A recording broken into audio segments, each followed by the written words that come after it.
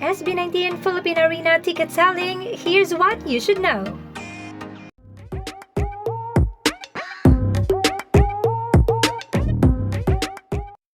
Are you ready 18 sa puksaan na mangyayari bukas March 15, 2025 para sa ticket selling ng SB19 Simula at Wakas World Tour Kickoff Concert na mangyayari sa Philippine Arena?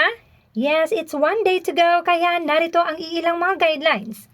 Ticket selling will start on March 15, 2025 at 12 noon. Pero tanging online selling lamang ang available sa first day, March 15 via smtickets.com. Sa March 16, 12 noon naman magsisimula ang outlet selling, available at SM Tickets outlets nationwide.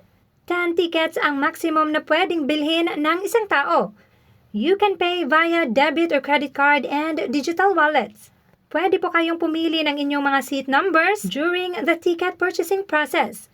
Be sure na sigurado na kayo sa inyong mga seat numbers dahil these tickets are non-refundable. Discounts are also available for senior citizens, PWDs, national athletes, coaches, and Medal of Valor ID holders for over-the-counter purchases where valid IDs must be presented.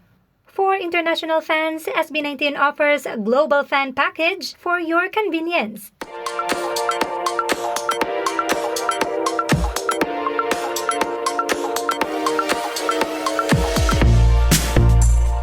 Here are the ticket prices. 18. Tandaan maging mapagmatyag and be extra careful lalo na kung magpapabili kayo ng ticket sa ibang tao. At syempre, maging handa para sa puksaang mangyayari bukas.